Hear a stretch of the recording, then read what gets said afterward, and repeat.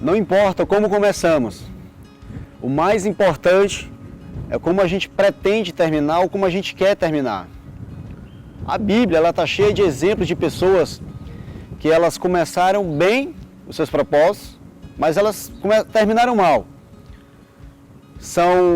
Foram pessoas que elas começaram cheias de expectativas, cheias de ânimos, cheias de fé, cheias de coragem, cheias de ousadia, mas que ao longo do caminho elas se deram mal ou elas terminaram mal. E por esse motivo, por esses exemplos que nós temos, a gente tem que olhar para eles que começaram bem e terminaram mal, a fim de que nem eu nem você a gente cometa os mesmos erros. Por exemplo, ninguém começa um relacionamento pensando em desistir.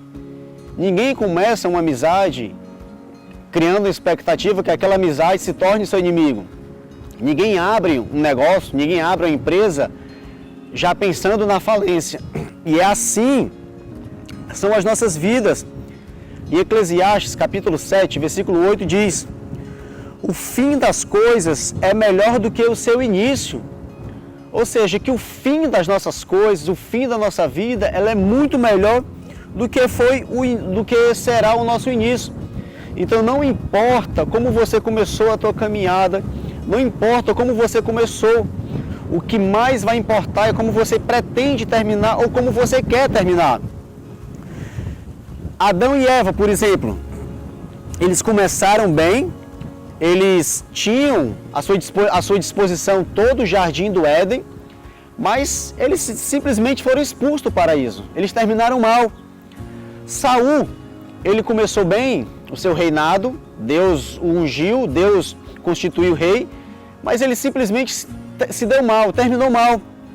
Judas, ele começou como um dos discípulos de Jesus, e sabe como foi que ele terminou a sua caminhada? Ele terminou como um dos traidores.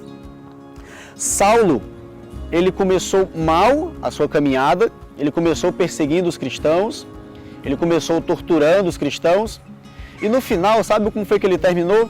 Ele terminou a sua caminhada dizendo uma frase: combati o bom combate, completei a carreira e guardei a fé. E a pergunta que eu quero te fazer é: o que fazer para começar bem e o que fazer para terminar bem? Em primeiro lugar, o que eu quero te falar é: não seja indeciso. Não deixe as pessoas decidir por você. Tenha você as suas próprias decisões. Não seja aquela pessoa que sempre os terceiros estão decidindo por você e você não tem uma proatividade, você não tem uma atitude, você não tem um poder de decisão. E esse poder de indecisão muitas vezes nos leva a tomarmos má atitudes ou má decisões, ou simplesmente nos sentimos omissos mediante essas faltas de decisões. Então não seja indeciso.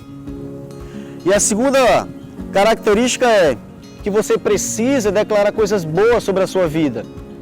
Ao invés de você ficar só murmurando, ao invés de você ficar só reclamando da tua vida, comece a declarar coisas boas, faça o contrário. Ao invés de você dizer que o dia está ruim, que foi um mês ruim, comece a declarar coisas boas, comece a profetizar que por mais que o mês tenha sido difícil, por mais que o dia tenha sido difícil, mas declara coisas boas, que no mês seguinte será um mês melhor, declara que no dia seguinte será um dia melhor do que foi aquele anterior.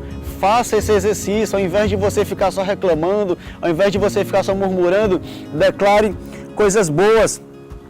E a terceira característica é abençoar a si mesmo. Não há nada de errado, não há nada de pecado a gente pedir bênçãos de Deus sobre as nossas vidas. Quantas são as vezes que a gente pede ou declara bênção na vida de outras pessoas? Ah, que Deus te abençoe. Ah, eu declaro sobre a tua família, eu declaro sobre os teus negócios, eu declaro sobre os teus filhos, sobre o teu casamento, tantas coisas, bênçãos. E não há nada de errado a gente pedir também para Deus, para que Ele também nos abençoe, para que essas mesmas bênçãos das quais nós declaramos para as outras pessoas, não há nada de errado a gente pedir também para nós mesmos. Assim como, na maioria das vezes, eu sou de uma época onde qualquer coisa que eu ia fazer, eu pedia bênção aos meus pais. Se eu chegava em casa, eu pedia bênção aos meus pais. Se eu sair, eu pedia a bênção dos meus pais. Se eu ia dormir, eu pedia a bênção dos meus pais. E em contrapartida, o que é que eles falavam? Deus te abençoe.